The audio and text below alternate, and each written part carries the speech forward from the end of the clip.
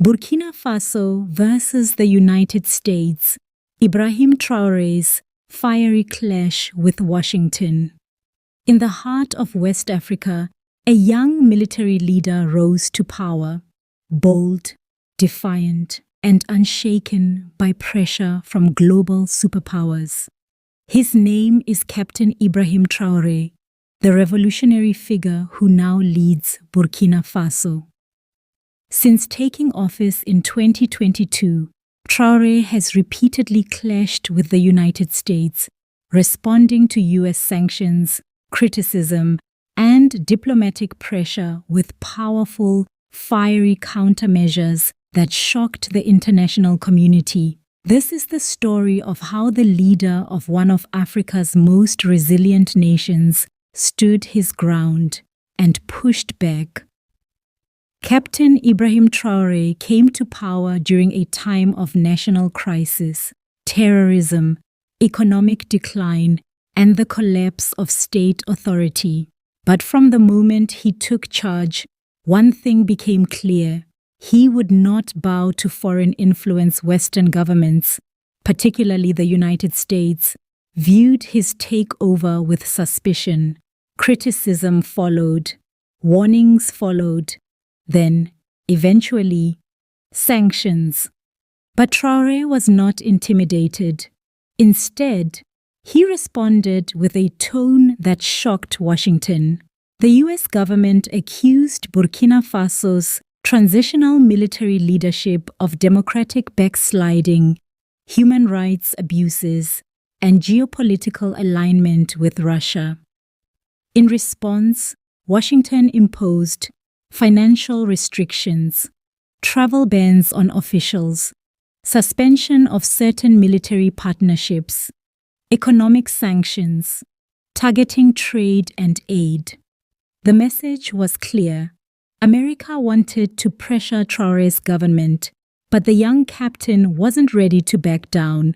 Instead, he sent a message that echoed across Africa.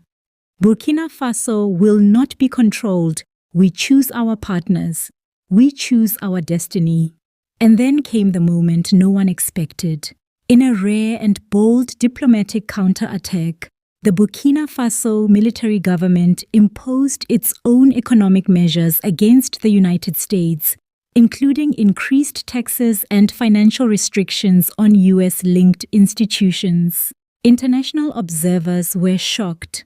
A small West African nation taking a defiant stand against the world's most powerful country. But Traoré framed it differently. If you can sanction us, we can also defend our sovereignty.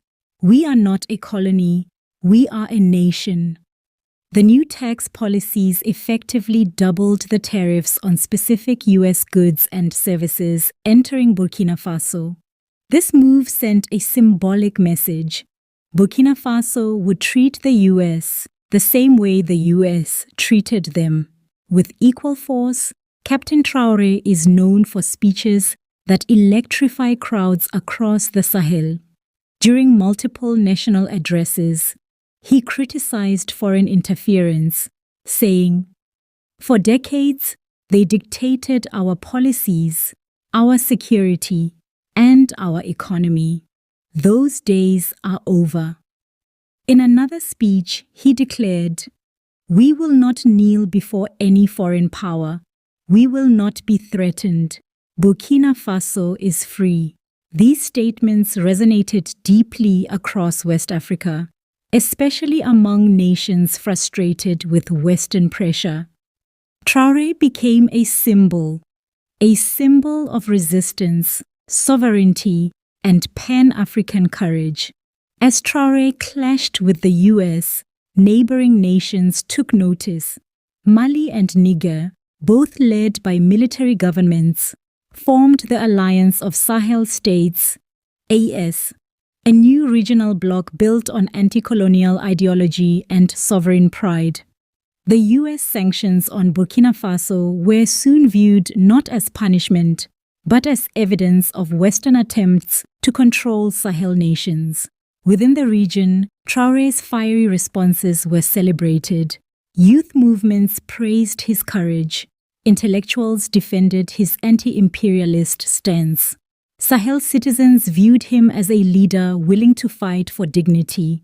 For the first time in decades, Sahel nations were speaking with one voice. Behind the political drama lies a deeper issue. Who controls the Sahel?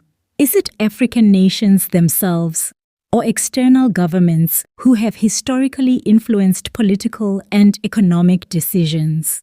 Traoré argues that sovereignty means choosing political paths freely, selecting international partners without pressure, managing natural resources independently, rejecting foreign military dominance. His actions, from expelling foreign troops to breaking old alliances, reflect this vision. And while Washington views his policies with concern, many Africans see him as a revolutionary leader reshaping the future of the Sahel. The confrontation between Burkina Faso and the United States is far from over. The sanctions remain. The counter-tariffs remain. The diplomatic tension continues. But Captain Ibrahim Traoré stands firm, determined, unafraid, and confident in his mission to transform Burkina Faso. Whether history remembers him as a visionary or a rebel depends on how this struggle unfolds. But one thing is certain: he has changed the political landscape of West Africa forever, from challenging old power structures to building new alliances to standing up to one of the world's most powerful nations. Traoré has carved out a place in African history. The battle for sovereignty has just begun, and Burkina Faso, under his leadership, is determined to fight it to the end. Burkina Faso, defiance, sovereignty, and the new Sahel order.